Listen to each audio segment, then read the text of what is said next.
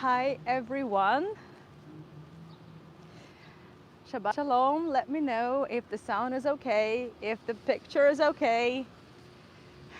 What you're seeing is slightly wet, Anna, and it's not boiling hot in Israel, like in Israel, Dorley. Maybe it's for the better. All good. Thank you, Ronnie. Thank you so much. Yeah, well, actually today I'm a little bit jealous of you, Dorley.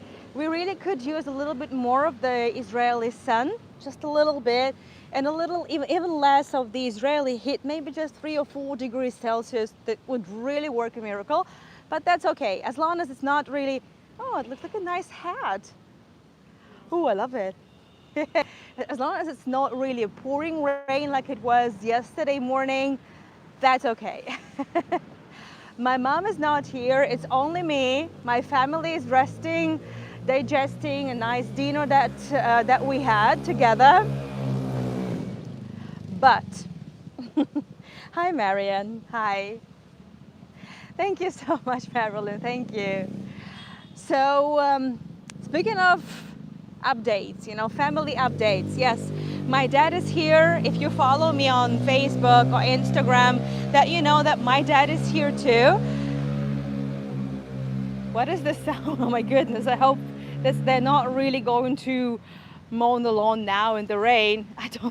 I really I don't think it's going to happen, but anyway. So my dad is here, my mom is here, we're in Batumi, we're staying here for just 5 more days.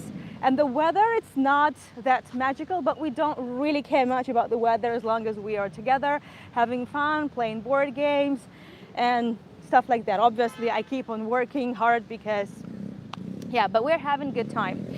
There are going to be 2 more tours tonight. After this slightly different tour, I'm going to have a short break, and I think in 3 hours from now, I'm taking you for just one more tour of the Sheremetyevo Music Palace in St. Petersburg. We're going to talk about some highlights of the collection across different time periods. And then I'm taking you to Alexander Palace in St. Petersburg. They're home to Nicholas II and his family. Yes, of course I did know. Yes, I did know that my dad was coming, but I didn't want to jinx it given the situation in my country with flights and everything. I didn't want to jinx it, so I didn't really talk much about it. I was just saying, I used to say, well, a very special person is coming, a very special person is coming. That's basically it. So this is a very special person. And speaking of this very special person, tomorrow I'm doing 2 tours. And one is going to be, as usual, about Israel. I'm taking you to the Kidron Valley now. And this is just kind of a continuation of the tours of the valleys around Jerusalem. And before that, it's going to be a tour done by Misha about a famous singer-songwriter from the 1960s and 70s, Vladimir Vysotsky. And he is one of the favorite singers of my dad. So my dad is going to join us tomorrow, and he's going to share his memories and going to share his impressions and what he thinks and what he felt back in the days when he listened to Vysotsky. So Misha is back with his tours on the Soviet history and culture. So that's what we're going to be doing. And speaking of my mom, next weekend, next Saturday, August 22nd, my mom and we're going to be taking the pottery workshop. We're going to be doing the pottery workshop live in Tbilisi. And yeah, it's going to be fun. We're getting so artsy here. So don't worry, you're going to see my parents, you're going to meet them. And it's the first time since 2021. I think it's 2020. It's 2021 when we met last time, like together, my part of the family, so to speak. Yeah, we're going to be doing some pottery with my mom, and Grisha's going to be joining too. Misha said no. So it's not really his cup of tea, but we're going to be hopefully we're going to be making a cup of tea for Misha, so we'll see. This is basically it. These are all the updates, my DMs. Well, I had a couple of emails and DMs like, Anna, is your dad here? Did you know? Is it a surprise or what? Yeah, so I did know. Of course, I did know. And, well, but I just couldn't really let the cat out of bag um, ahead of the time. Okay, so this is it regardless of the weather. Again, as long as it's not a pouring rain, we're good. I'm okay. It's never a problem for me to get wet. Just one more time today. You see my hair, so it's fine. Okay, let me switch the camera and finally get down to the tour. Yes, all the tours can be found just by clicking the link on the top of your chat. It's a pinned comment. It's always on the top.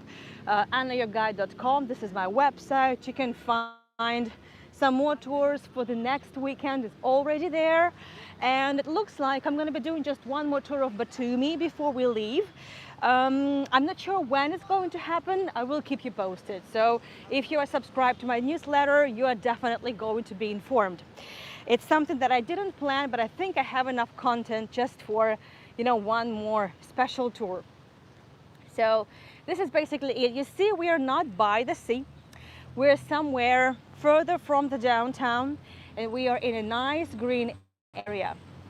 Batumi is very green. Sometimes it seems like it's much greener even than Tbilisi.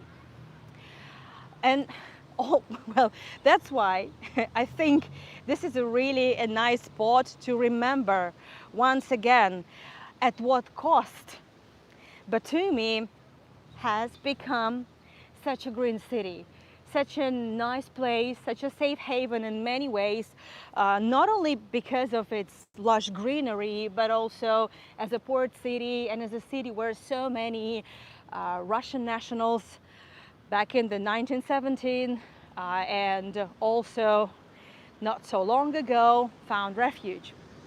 So how did it happen? And in this tour, we're going to trace, we're going to be talking about some of those histories, some of those people who, well, try to find safe haven or try to make Batumi their safe haven. And also we'll be talking about people who contributed to just all this large greenery. It's just a small square. This square doesn't even have a name. Yes, I see you're all excited about the pottery thing. So am I. But you know, so basically these tours for me, while my mom is here, while my dad is here, it's just a way to help make my parents' dreams come true as much as I can. I wish I could do more for them. So it's only just this little that I can do, unfortunately. But you know, my mom has always wanted to know, she always wanted to know how to make hinkali, how to make the khachapuri. And we did it last weekend. We did it on the 9th of August, and that was fun. If you missed it, I closed access to the tour, but just, you know, give me a ping, DM me, and I'm going to send you the link. I did it for purpose. And well, for a reason, I had a reason to do that. Well, pottery, my mom, she works so hard and she never really has, you know, the time for hobbies, but she always really wanted to try pottery. So that's why we're doing it together, basically. And my dad, he actually has never been to the sea other than, you know, during the Soviet period. So I just thought it would be a good idea to have them over. That's it. So anyway, where are we? We are actually 10 minutes away from the sea. That's like maximum, in a small square. And this square doesn't really have a name. However, oh, thank you, Marianne. I'm really happy that you enjoyed the cooking tour. It was fun, almost 3 hours of fun, I would say, at least 2.5, I think. And here we're looking at a nicely restored building of a peachy color, looking really appetizing to me. I really like it next to these palm trees. It feels like I'm somewhere well, I'm actually at a resort, but this building has nothing to do with the resort. This is the City Hall, the historic building from the end of the 19th century. But between this, and also the Ottoman fisherman village was just a small span of maybe a couple of decades, actually even less than that. I have shown you many times these photos All of the photos that I'm sharing with you are really easily, well, they are in open access. So you just need to, know a couple of websites where to find them. And there are tons of them, tons of them. I really wish I could share more. But I think this really explains that a big miracle happened here. A bit more than just a decade, Batumi, after a small Ottoman village, turned into a big port city. And by turning it Porto Franco, a duty-free port, the Russian Empire basically created, well, gave a huge kickstart to the entire region. And Batumi, within just a couple of decades, its population doubled and tripled and quadrupled. And by 1900s, it was already about, well, 30,000 or something like that. Just imagine, around that, several dozens of people. And it became the financial center, the big port through which oil and crude oil was transported to Europe. And also people from all over would be coming, establishing their businesses, exchanging their goods, and building a better future. So obviously for a fast-growing city, a city hall was absolutely essential, as well as the development of the city, construction of parks, hospitals, educational facilities, and obviously just accommodation. That was not an easy thing. Again, it was just a small village, and there was, I often say this on my tours, so I'm coming, it's already the third time that I've come here, and I think I've done about a dozen of tours of Batumi. So the biggest issue here was, it was malaria. A lot of marshes, malaria, not so much greenery, to be honest. Imagine that all these trees, almost all the trees, they were planted by hand, well, by people. Things grow here really fast. We spoke about it also on my botanical garden tours, that due to this subtropical climate and the great number of, well, and really high precipitation level, everything grows really quickly here. And it only just takes several years for a big palm tree to grow, for a small palm tree to grow into a big one. It is looking tropical. Well, it's not exactly this tropical, it's subtropical. We have enough of precipitation, but not really enough of the heat throughout the year. That's why, let's say we have bananas growing here, but the bananas never really give the fruit. Let's put it this way. So a lot of people contributed to making Batumi and, well, let's say fulfilling this very big project of turning Batumi into a livable city.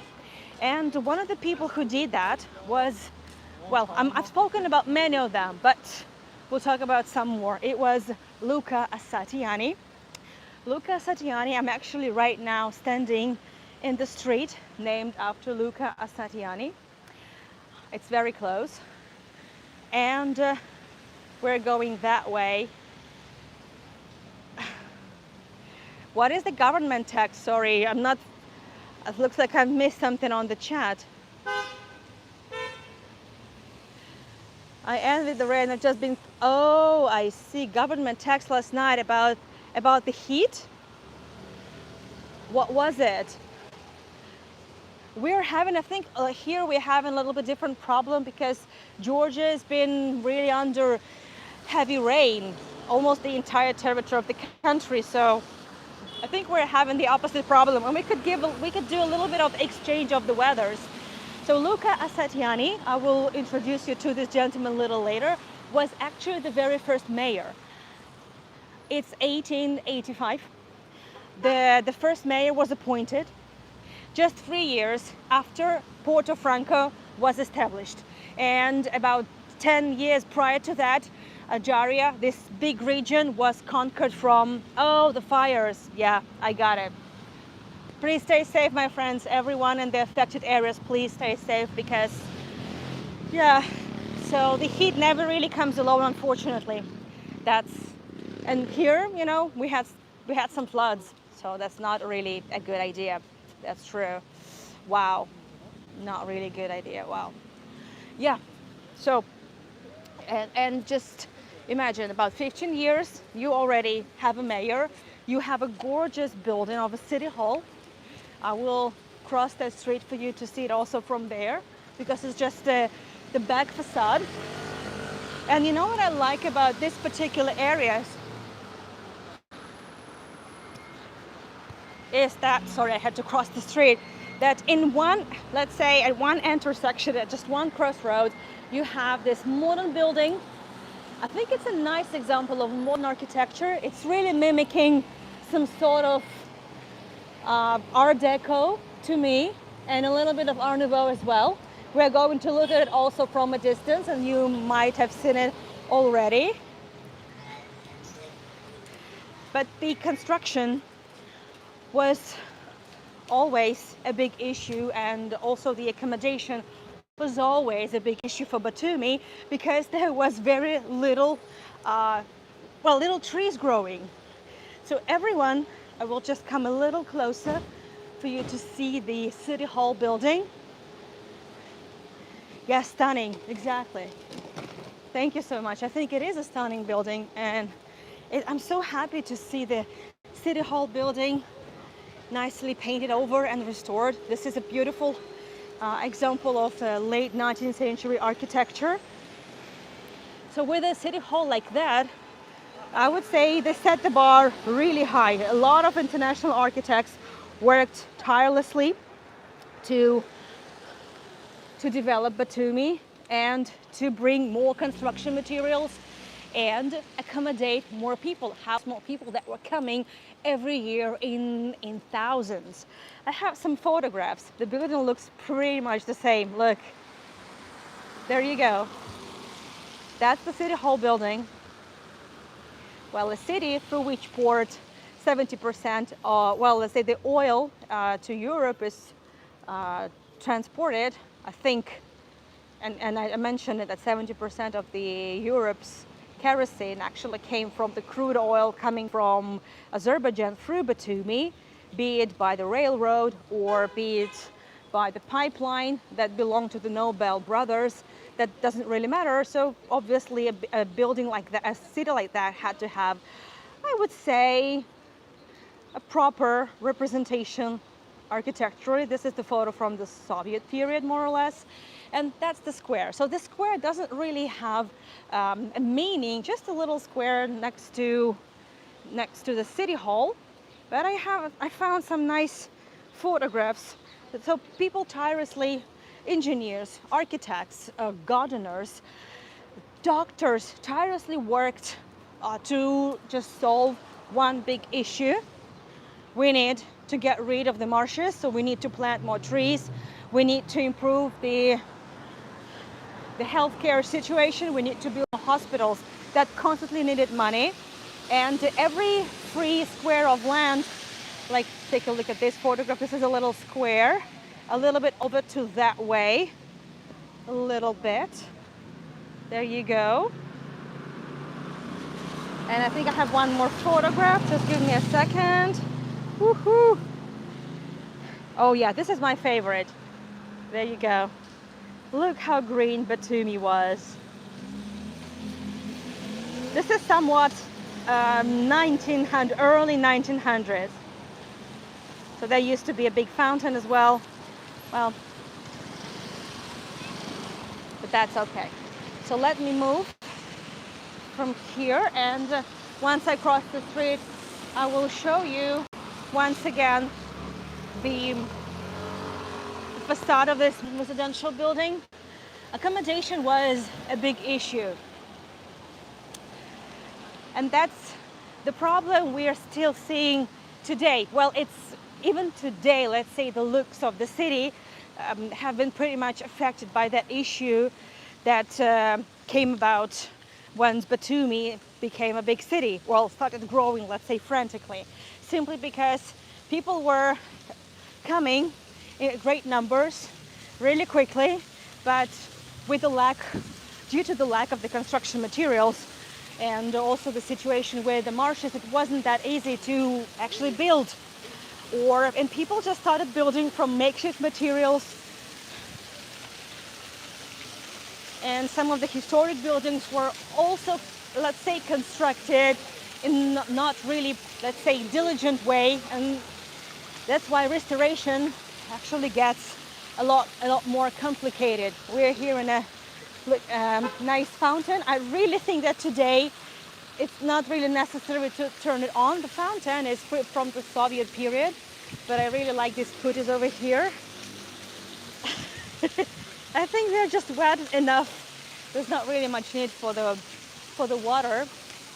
This building, by the way, is it's an art gallery. We are not going to look at this building now, but I did show it to you on some previous tours last year. But this area over here, right next to the city hall, now we have the bust of Luca Asatiani. There you go. Look at this nobleman, educated, quick on the draw, talented Luca Asatiani, the first mayor of Batumi. Asatiani is actually a very old aristocratic dynasty, and it's a really widespread last name in Georgia. So it doesn't mean that all the Asatiani are relatives, but they really might be related to someone from the 19th century, 18th century. And believe it or not, but this area used to be a bustling market.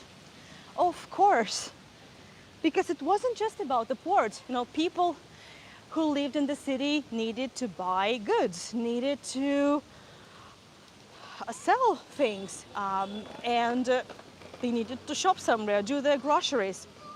So this is what we have now, this cafe, that fountain. It's all new because here used to be a market. And hopefully my phone is not too wet, so I could show you. Just a second. There you go.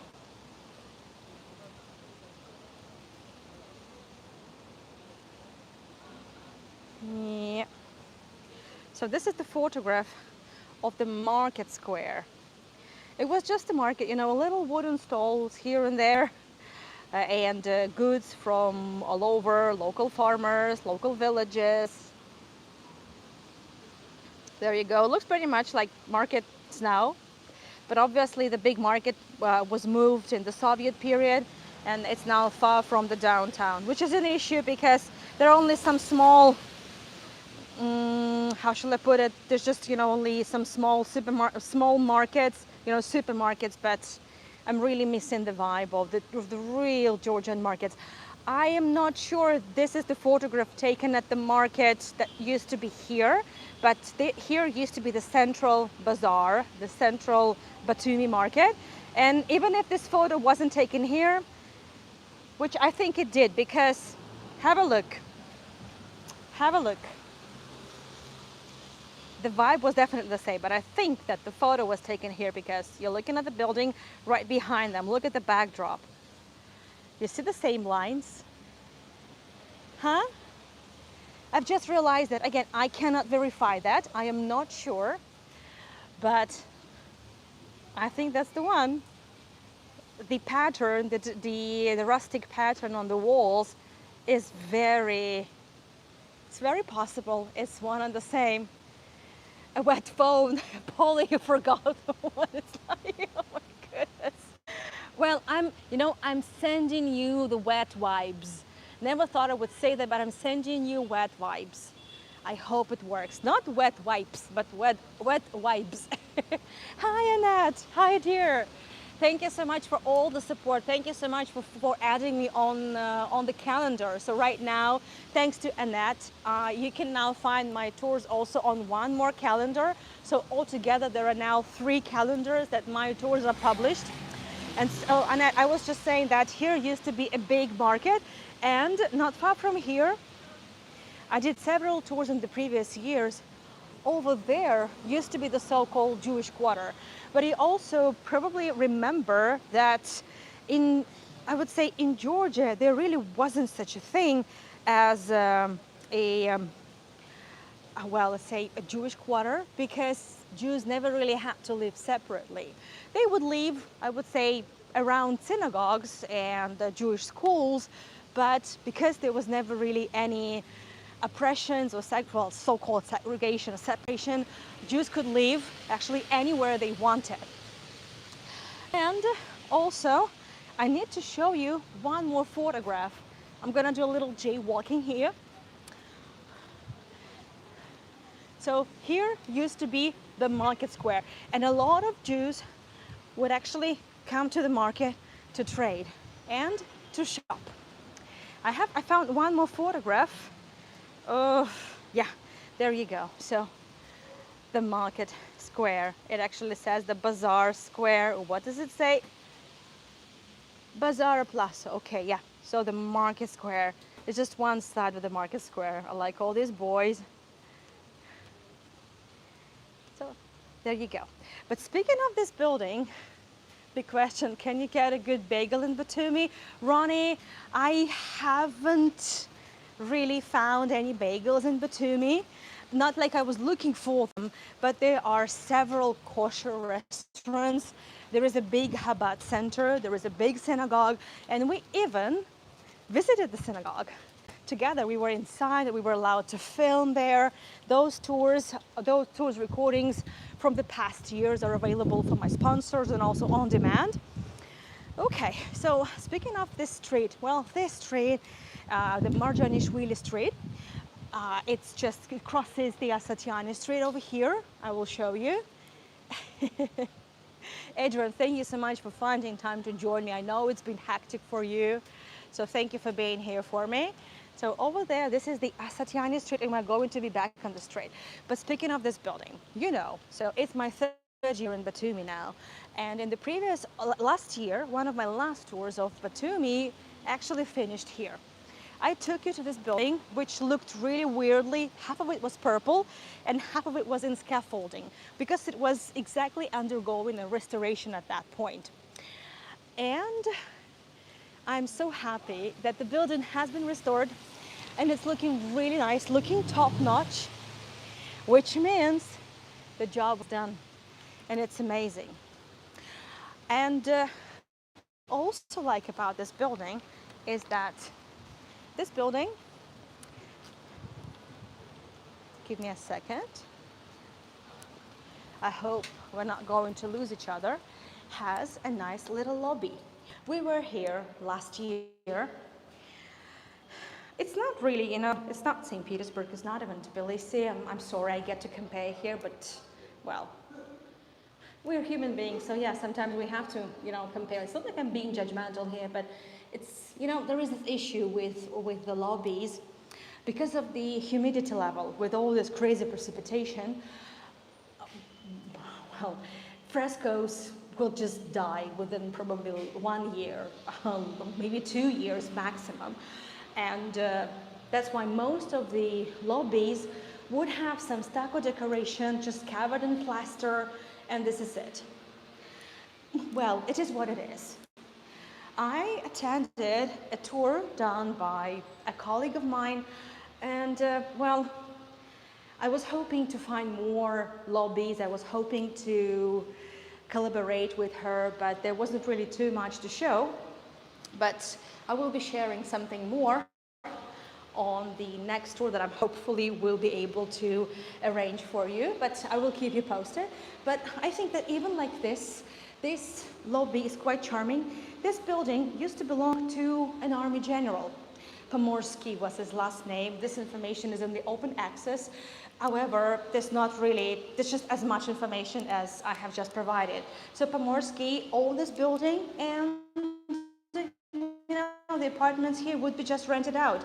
So it was a typical tenant house, typical income house where, it belonged to well, in this case, it was a private person, but a lot of buildings also belong to different societies, to banks, to different organizations, a lot of insurance companies, a lot of trade companies would choose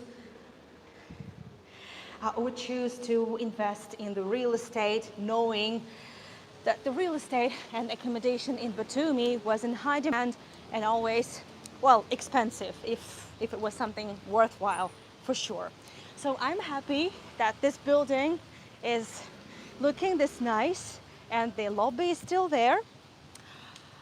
And also the local guide told us that here used to be a duhan, a tavern. So a lot of tenant buildings on the ground floors would have some businesses. And it was a very typical story that the taverns or duhans would be located in the basements. Unfortunately, the basements in Batumi is, I would say it's always a risky business because of the floodings, because of the underground waters.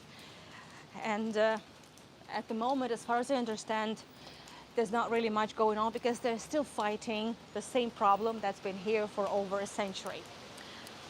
It's a pretty big building, so Pomorsky, this general, had a really good return on investment. Obviously, it's not like he had just a couple of millions of rubles, because it was the currency, rubles, Russian rubles were the currency back then, because Ajaria was included in joined to the territory of Russian Empire, together with the entire Georgia. So it was rubles, but it's not like Pomorsky just had a couple millions, spare millions to build a house and buy land, but he took a loan from a bank. And the return on such investment would be very quick and very good. Well, the only question was the revolution, but they couldn't have foreseen that. Now, I promised that this tour will be more about the quaint streets, rather than, I would say, big avenues, touristy places. But, for a little change, like for a little contrast, I have taken you now to the main avenue. Thank you, Ronnie. I'm glad you're enjoying Batumi. So, I'm not a tour guide to Batumi. I'm not a tour guide to Georgia officially, right? But I like sharing things with you. I like studying things. And this is one of the first streets I took you to 3 years ago. Oh, that was that was too close, but that's okay. I'm zooming it in. And so this is the so-called Mariinsky Avenue. And it was the first main street that would begin over there. There was a little park over there, and it would go all the way to the sea. You may recognize the spires of the so-called Disney building, which is the building of the bank, right? So the first commercial bank. I took you there last weekend, so we're not going there. That's the most touristy area. We are not going there today. But yes, this is the main avenue. Why is it called Mariinsky Avenue? It was named after Maria Fedorovna. Maria Fedorovna, who was wife to Emperor Alexander III, who was father to Nicholas II, because in 1885, if I'm not mistaken, 1885, Alexander III, together with his wife and family, visited Batumi. He took exactly this street together with entourage from the port all the way to here. So this street, prior to that and after that, became the central one and the most expensive one, which means some of the amazing architecture exhibits could be found here.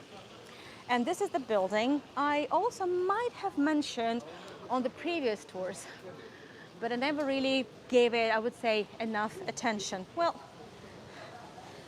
I will also probably cross to that side a little bit. Don't do this at home. Yeah, I think from here it's going to be a little easier. So take a look at this building. I think they did a really good job when restoring this, because it's used, well, I want to show you an old photograph whenever I can. Whenever I have time and whenever I can, I try to source some old photographs, because I think this is really the best way to understand how the area has changed over the years. So this is the Mariinsky Avenue, and over here is the same building. Oh, give me a second. There you go. So unlike the buildings next to it, it didn't have a plaster decoration, which I think was a very good idea. Again, plaster, frescoes, like wet, well, paintings on wet plaster, they just don't survive at all. So what the architect who built this edifice did, just a nice brick building, which was just several years ago restored. It now houses a restaurant on the ground floor and also a bar on the upper floor. This is not a museum. This is just a restaurant, a nice restaurant that locals, a lot of Georgians, locals like to visit. It's called Daphne. And I dropped by just yesterday to see some of the nice stoves that are still there. And also a little bit of the ceiling decoration. But this house belonged to a person who contributed to development of Batumi. I want to show you his portrait. Platon Giginiashvili. Sorry, there is a little spelling mistake. I'm aware of that, but I didn't really have the time. Platon Giginiashvili. Luckily, there is also a memorial plaque in the two languages on the building. I'm gonna cross here once again.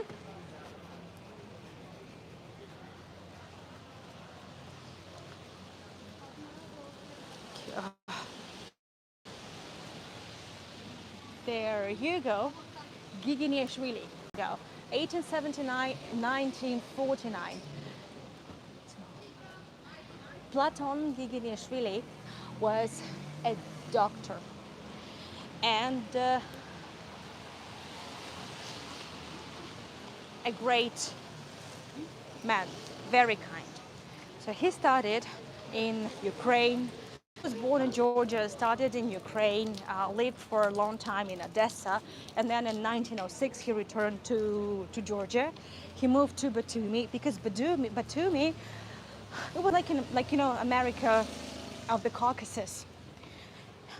Everything was needed here. Everything was building. Everything was going quickly, and there was always, need for doctors. Always.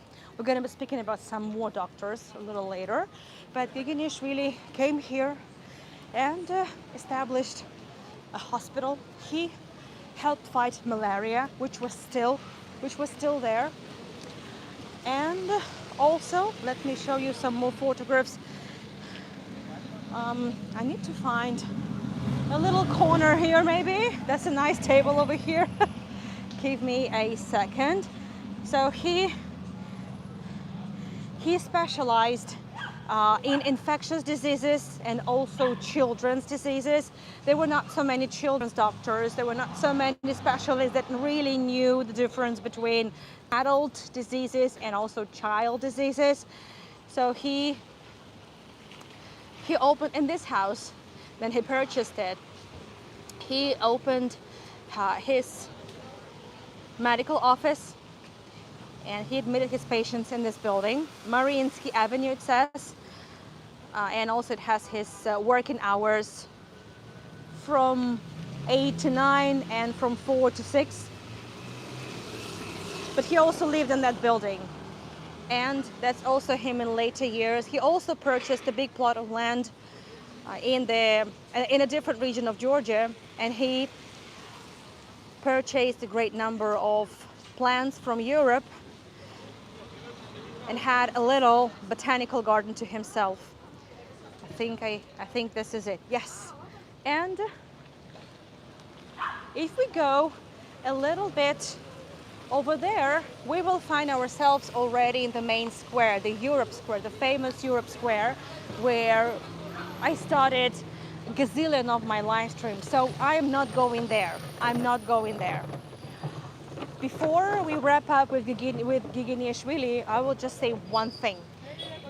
Platon Giginishvili, during the hard years, 1920s, and throughout the Soviet period, he kept running his hospital, luckily. So his hospital was absolutely essential, and the Soviet government knew of that, of course. However, he obviously deprived of his property other than this building, which he didn't belong anymore. He just lived there, and he just had his hospital in this building. And for the poor people, Platon Giginishvili, even at hardest times, provided treatment, medical treatment, and also drugs for free of charge, because he could do that. He did this throughout his life, medical career. I think this is just an incredible thing. So, but now we are moving to a different street, and I'm really hoping that at least for the next 20 minutes, I will not the big rain, the big downpour won't start, and I will have some time, because the plan is to show you several more important buildings and then to see the sea, if the weather permits. So now we found ourselves just one street that intersects the Mariinsky Avenue, and that's the name of it, Dmitry Tavdedebuli. Tavdedebuli, actually, it's a nickname of one of the kings of Georgia, Dmitry II. Dmitry II Tavdedebuli, which one can translate as the one who sacrificed himself. We're going to the times of the Mongols, 12th century. And Georgia was also attacked by the Mongols. And the Mongol Khan asked for a Georgian king to come to him, which automatically meant the end, which automatically meant the death. But Dmitry II didn't really have much choice, and even though he knew this would automatically mean his death, he decided to go to Mongolia, and he died there. But in exchange for his own life, Mongols never really invaded and took over. For several decades, they indeed would be collecting taxes from Georgians, but they did not really invade the territory.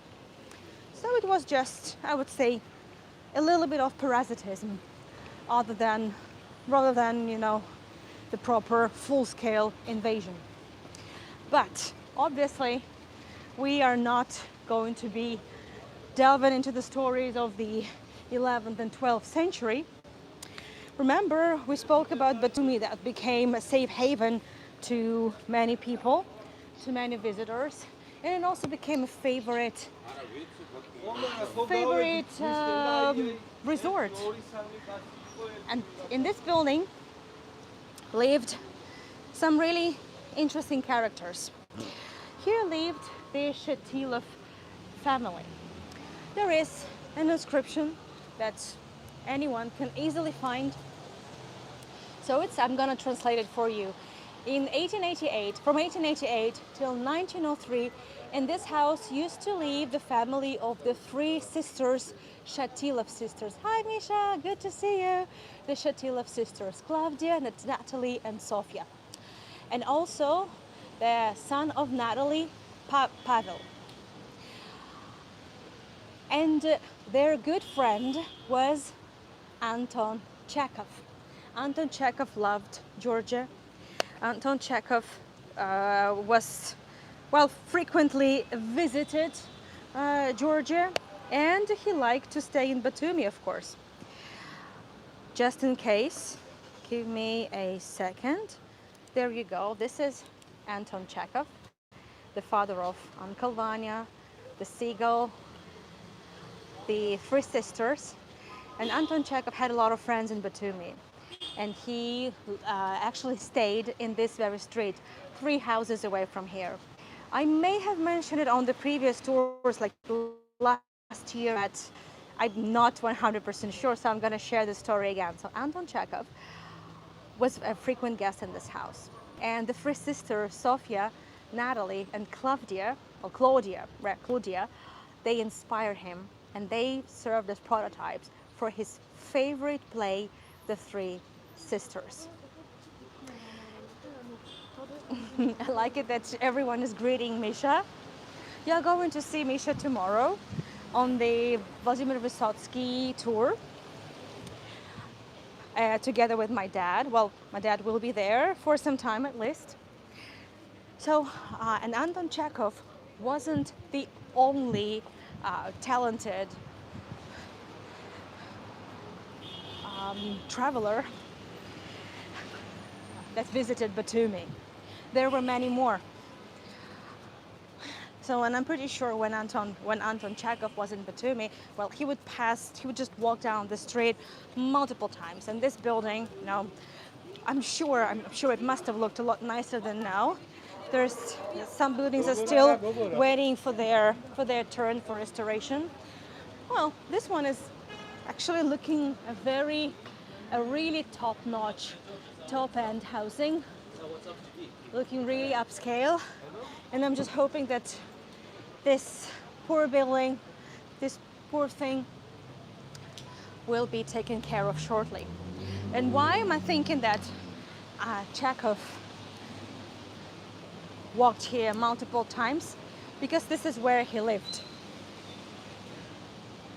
Hold on a sec, let me see the chat. What am I missing? And the red sections on the sidewalks just for decoration? No, they are for bikes. There is a, I would say, really developed scheme of the bike lanes. But I'm walking on the bike lane. Well, there are not so many bikes now. I'm always looking around.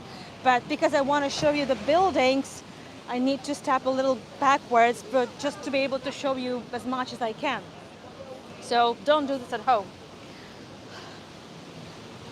And this is the building where a lot of writers that I have spoken about on my multiple tours used to live.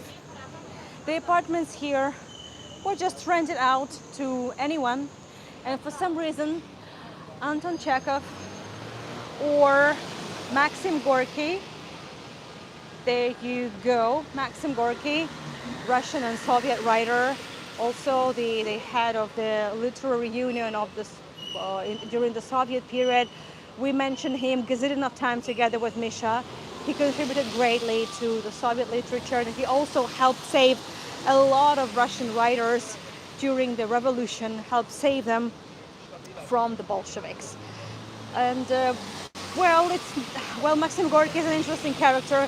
Definitely needs a tour just about Maxim Gorky. We definitely need it, Misha, so you might want to consider it for one of your upcoming tours. Just saying, you know, just saying. So this is the house. And also, there are 2 more people that I would like to talk about. Just give me a second. Remember the market square that I took you to at the beginning of the tour? It's not really far from here. Again, it's just basically a little block at the Tevde de Boule Street over here, and then a little garden where the market was. So at that market once was Mikhail Bulgakov. Bulgakov also visited Batumi, but unfortunately he wasn't here for the trip. He wasn't here, you know, to just bathe in the sun and enjoy the Black Sea. Mikhail Bulgakov was one of those, let's say, people who fled from the revolution. And for a short period of time, Batumi was sort of a transition point and a safe haven. It was a safe haven slash a transition point, has always been and still is for a lot of my compatriots. But Batumi and Georgia is a safe haven slash transition point. So Bulgakov was here, and he was considering either leaving for Europe, like many of his friends, fellow writers and poets did, or he was thinking maybe it was best for him to go back because he couldn't see himself, he couldn't live without Russia. And his friend, Vladimir Holt, who was, he was a Jew, but it doesn't matter. What matters is he was one of the founders of the 20th century avant-garde theater. So Vladimir Holt was also here. They met at the market, and Mir Holt told Bulgakov to go back to Russia. And that's what Bulgakov did. Through a port in Novorossiysk, he got on a ship and returned to the Soviet Union, where he became the Bulgakov, who would later write the Eternal Master and Margarita novel. This happened in Batumi, just a little bit over there. Imagine if Bulgakov had not met Mir Holt, there wouldn't have been such an immense piece of literature and Russian culture. It's not even about just Russian culture. It's, I would say, world legacy in many ways. Master and Margarita is recognized as one of the greatest books of the 20th century. Another little, actually not very little piece of lush greenery in the city. Looks like the rain is getting stronger, so just wish me luck. A lot of tourist buses here because we are amidst the high tourist season. But it looks like you're suffering from the extreme heat in Europe and the UK. You may be enjoying it a bit more than I do.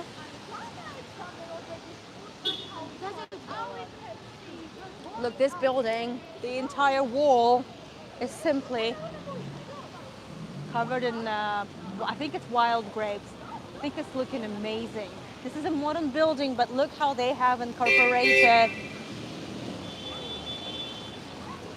I'm gonna just cross here, the Ottoman patterns, the Georgian balconies, all together. Well, it is looking lovely. There's also a fancy restaurant over here, but we're not here for the restaurant. I mean, we are here for the stories without which there wouldn't have been any restaurant. There wouldn't have been the Batumi the way we know it. There wouldn't be the Batumi we know.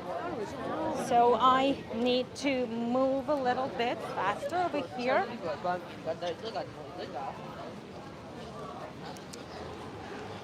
So we've spoken about Luca Setiani, the first mayor of Batumi. We've spoken about several people that contributed to the development of the city.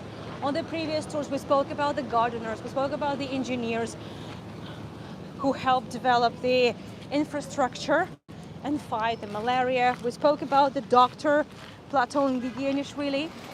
But there's one person I really want to talk about. And we need to move a little bit over there. Well, this is, very soon you will understand why there are so many people here, why there are so many restaurants over here, because we are approaching the sea already. Now I just need to, this is a really fancy place. It's not a product placement, this is just a very popular restaurant of Asian cuisine. I heard it's a good one. But I'm here for this building in particular. There is a memorial plaque over here.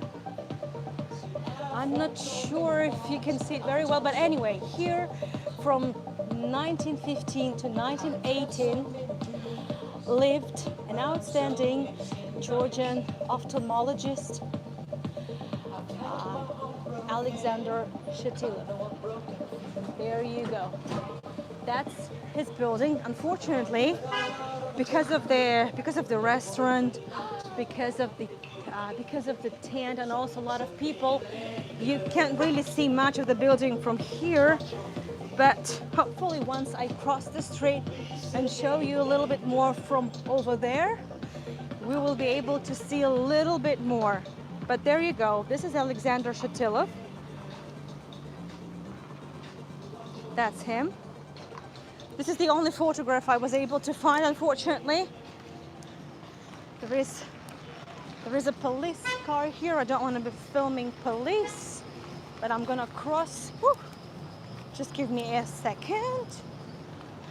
Yeah, that's easier from here. There you go. So this is the house that's where the ophthalmologist Shatilov used to live. Alexander Shatilov, 1915, 1918. Shatilov was an ophthalmologist, so he basically cured eye diseases. And he was one of the first doctors who established the fully fledged clinics for eye diseases. His wife, Tatiana, was also a doctor. And they had a really big family. And if you remember the house where the three sisters Shatilov used to live, so they were related. They were related, not one and the same person, but they were related. Do I know if Chekhov stayed in this house? I have no idea. But Shatilov was one of those people who contributed greatly to the research, to the medical research and the construction of medical facilities, the big hospital that was constructed. And by the way, this hospital is still functioning, but it's a much bigger hospital. It was significantly developed during the Soviet period. But that's the building. So thanks to doctors, thanks to engineers, thanks to gardeners such as Mikhail de Alphonse. Oh, let me show you a little fountain over here. Batumi became a safe place without malaria. So malaria was eradicated within several decades. It wasn't a quick process. It wasn't an easy one. Just imagine, right now we have this beautiful boulevard, and I haven't really shown you much of the boulevard yet. So I'm really hoping that within several days I will schedule just one more walk, and I'm hoping this will be a sunnier day than today and probably a little drier. Well, but whatever happens, but I'm hoping to take you on a walk just along the promenade and show you some buildings along the promenade, because there is still so much more that I haven't been able to show you. But let's walk a little bit closer, because I am fully convinced that every tour of Batumi has to have the sea. It either has to be at the beginning or at the end. And even though it's wet and raining, and I'm probably going to regret not running home and not running, for a dry place, I'm probably going to regret it, but I'm still gonna do it. I still wanna go closer over there to show you the sea. Hi Cheryl. I'm sorry, dear, you missed the tour, but please don't worry, because you can just scroll backwards to the beginning and you can see the entire recording. As we go, here is this building, which now is one of the listed buildings. This is where the minister, well, it's the sort of the cultural, the heritage center of Adjaria region, or the Republic of Adjaria, is housed. But this is the former summer theater, because once the basic necessities were covered, you know, the Maslow pyramid, so the hospitals, the commercial banks, the accommodation, obviously people were thinking of, yeah, that's okay, thank you so much. Again, if you have to leave earlier or you're late, that's never an issue, because I keep my live stream recordings in open access. That's fine. I have been offered an umbrella, but I think it's too late already for an umbrella. I'm already wet. But again, it's not a downpour. I can manage. So there obviously was a need for a theater.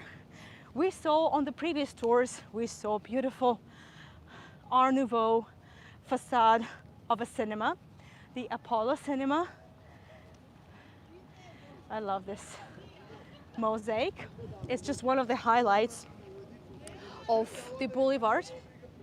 So the boulevard goes all the way over there, just along the shoreline. So we'll be seeing a lot more next time in a couple of days. Very soon I'm going to update you about the tour. So imagine all that was man-made just a bit more than a century ago. All that and small marshes. And over there we're going to a very depressively, okay, I don't know, but it's looking a little bit more depressive. But also I think this is the only time I kind of not seeing other people on the beach. Well, just this gentleman, he has just passed by, and that's basically it. We are all alone by the beach. It's all ours, so no sunset today because there's no sun. I'm not really complaining, you know, the weather forecast for the entire week that we came here, and also my dad, the forecast was very depressing. It just showed us rains every day, non-stop. But I think, you know, the guy over there, you know, the Ministry of Weather, they have been very kind to us. I don't want to jinx it though, but I think they've done a good job, because we had roughly 5 hours without the rain today. We had a massive downpour at night, and looks like we're going to be having just another storm here. But it's good, you know, we've been able to have a really nice, a bit wet, but that's okay, you know, walk by the private beach swimming in the rain. Well, it's not really looking very swimmable. The waves are pretty strong, and I'm not wearing my swimsuit like that ever stopped me. But no, I'm not really I'm not really into this. But there you go, basically the deserted beach just for us. Wow, you should be able to hear all the waves. But I'm gonna take the mic closer to the water. I'm sending the fresh sea breeze your way. For all my friends suffering from heat, I'm sending you the rain.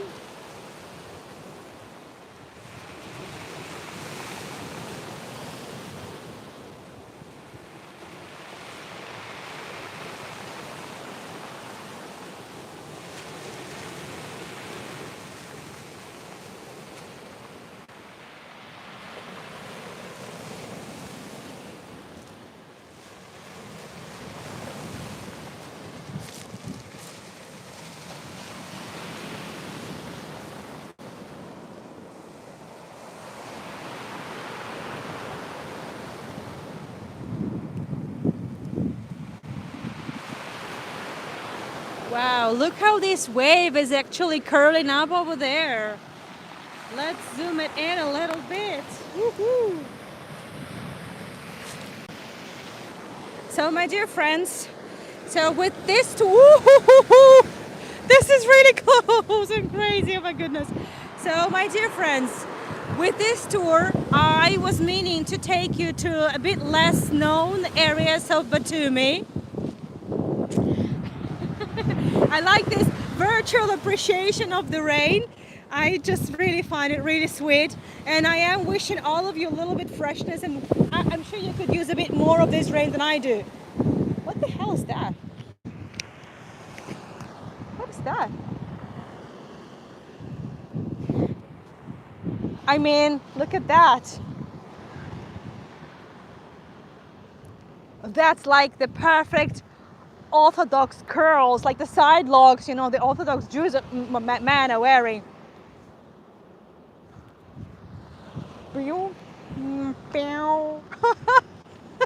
Okay, so this is the weather. I never really get this in Tbilisi because it's much drier there, but here things are getting crazy with my hair. Look, I'm a little wet. Yeah, so I'm a little flushing my underwear, but it's all for you. Look, all this sacrifice is for you. And I have enjoyed it immensely. Thank you so much, everyone, for joining me today, tonight, whatever. And hopefully I will have just enough time to get home before the big rain begins, because that's what they say in the forecast. It's going to be like a really heavy rain. The sea is kind of indicative, right? So there's really a big storm going on in the sea. And I'm wishing all the safety, you know, for everyone at sea at the moment. I'm sending the wet and fresh vibes your way. Israel, Europe, UK, everywhere this is needed. And we could use a little bit of your sunshine. So please send it over. Let's just, well, we need to trade this, right? Yeah, I know. This is horrible. Like, is it true what I read somewhere? Like, there hasn't been a rain for more than a month in the UK, which hasn't happened in like 100 years or something like that. I think this is something I just came across online, but I don't remember if that's correctly. I'm not sure. Thank you everyone for joining me. So I'm going to come closer to the sea just one more time, and I'm just going to take it all in. So today, in 2 hours from now, I'm taking you to, hopefully, to the dry Sheremetyevo Palace Music Instrument Museum for just one more time. We're going to see some absolutely exclusive musical instruments over there, you know, over the course of centuries from the collection of the museum, with some really remarkable stories. I promise. You know, I always try to keep my promises, so there's really something to share. And then I'm taking you to the amazing Alexander Palace, the last home to Nicholas II and his family. And last time I showed you the new footage because some more rooms opened. And tomorrow, Misha, Vladimir Vysotsky, the singer-songwriter from 1960s and 70s, the I don't know, the mega superstar of of those decades, and also my father is going to join us for that talk, and he's going to be sharing, like, you know, first-hand information, like what it was like to listen to Vysotsky in those days, if he could relate to that. You know, my father is going to be sharing some of his favorite music by Vysotsky, so it's going to be just, you know, kind of we're kind of keeping the tradition, like 2 years ago when my father visited, or was it last year when he visited? I don't remember. I'm so sorry. What can I say? And as I said, tomorrow I'm taking you to Jerusalem, to the Kidron Valley now. So we're done with the hell. We visited Mount Zion already. Now we need another valley, a very important one for let's say, for Jews, for Christianity, for all the story of Messiah and whatnot. So an amazing archaeology, and again, a lot more graves coming your way. Yeah, I know you're excited. So Shabbat Shalom, everyone, and Shavua Tov as well. And I'm hoping everyone's having a great weekend. It's still there. Like, it's a mess. My hair is a mess. So it's all for you, you know, whatever it takes to deliver, you know, a high quality tour and Again, I'm not a tour guide to Batumi, but I'm just hoping to make bring some stories, bring them alive, put them together into a nice narrative. And so today it's been about some people that contributed greatly. It's about the people who helped develop Batumi, who helped control Batumi, and at least somehow make it into a more livable space, much safer to people, free of malaria, and some of the remarkable architecture that we still have. And I'm so happy to have seen some of the restored buildings. Last year it looked a little more miserable, and some of them looked a lot more miserable. And I'm hoping to take you for just one more tour along the boulevard of Batumi. And this is the area we've never really been before. I promise there's still so much that we haven't seen. It's gonna be fun. It's going to be fun. Thank you everyone for joining. I'm gonna take you one more time to the sea. Thank you for your interest in my tours. Thank you for the tour. That's crazy. Okay, am I here? Am I still here? Just let me know in the chat. I really wanted to say bye-bye in a nice way, in a proper way, and keep breaking off. Just one last try, and then I'm done.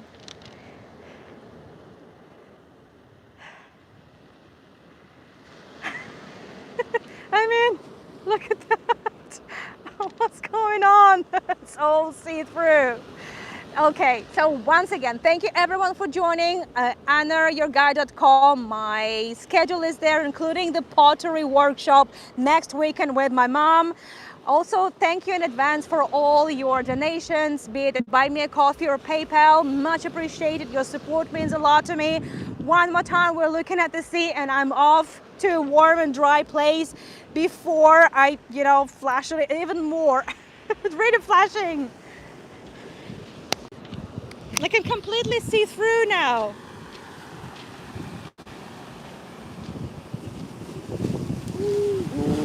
Whoa.